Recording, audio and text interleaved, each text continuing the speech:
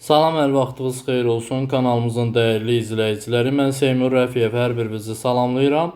Bu günlərdə sizlər üçün müsahibə mərhələsinə hazırlaşan, istəyir sertifikasiya, istəyir MİQ müəllimlərinə dəstək məqsədi ilə növbəti sualların izahını verəcəm. Zəhmət olmasa kanalımıza abunə olun ki, hər video izahlardan xəbərdar olasınız.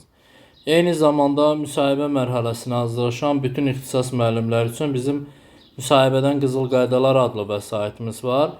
Vəsaitimizi bölgələrə, Naxçıvan Muxtar Respublikasına istənilən yerə post vasitəsilə göndərmək mümkündür.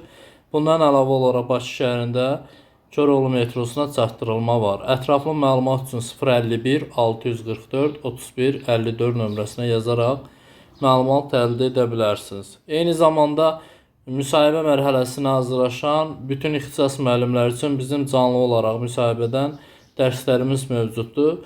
Dərs qruplarımızdan da yararlana bilərsiniz. Keçək suallarımıza. İlk sual belədir ki, sinifdə çox istedadlı bir şagird var, lakin o digər şagirdləri kiçik görür və qrup işində əməkdaşlıq etmir.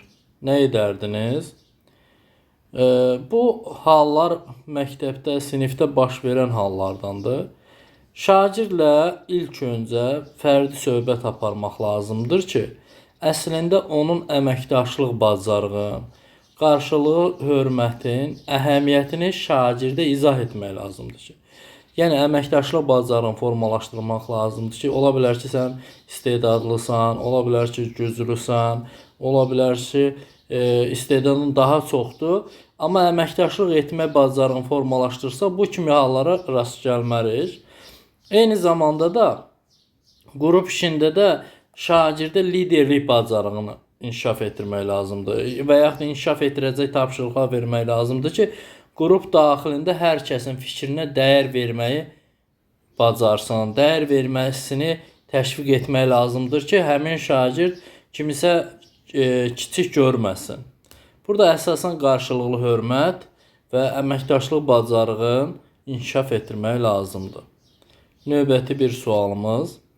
Deyir ki, dərs planınız tam hazırdır, lakin dərs zamanı şagirdlərin mövzunu başa düşmədiyini görürsünüz.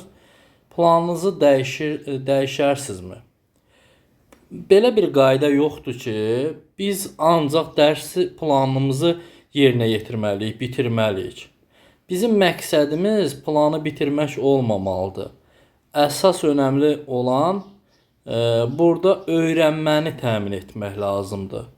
Şagirdlərin ehtiyacına uyğun olaraq dəyişmək olar, əlavə nümunələr gətirmək olar, fərqli metodlardan istifadə etmək olar. Yəni burada məqsəd bu gün qarşımıza qoymamışıq ki, bu planı tam reallaşdıraq və yaxud sona çataq.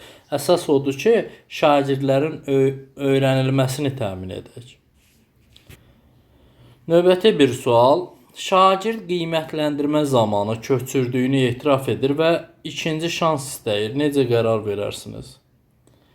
Şagird burada qiymətləndirmə zamanı köçürdüyünü etiraf edirsə, əvvəlcə şagirdin bu dürüstlüyünü qiymətləndirmək lazımdır ki, etiraf edir, səhvini boynuna alır. Və biz burada qiymətləndirmə qaydalarını izah edərik. Məktəbin daxili qaydalarına uyğun qərar vermək lazımdır. Məqsəd cəzalandırmaq olmamalıdır. Əsasən akademik dürüstlük vərdişini formalaşdırmaq lazımdır burada. Növbəti sual. Texnologiya olmayan bir sinifdə şagirdlərin motivasiyasını necə artırardınız?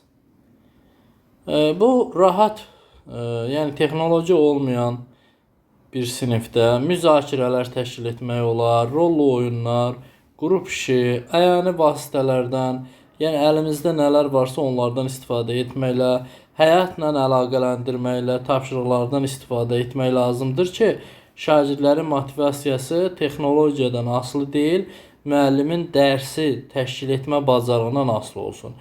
Yəni burada texnologiyanın olmaması düzdür. Müasir dövrdə hər şey öz müasir tipdə olsa, texnologiyalar yerində olsa daha yaxşı dərs keçmək mümkündür. Amma olmayan müddətdə də yəni biz bunu bacarmalıyıq, şagirdin motivasiyasını artırmağı bacarmalıyıq. Növbəti bir sual deyir, əgər məktəb rəhbərliyi sizin razı olmadığınız bir qərar qəbul etsə, necə davranardınız? Ümumiyyətlə, qərar necə davranmaq lazımdır? Peşəkar və etik çərçivədə müzakirə etmək lazımdır bunu. Yəni, faktlarla əsaslandırmaq lazımdır fikirlərimizi.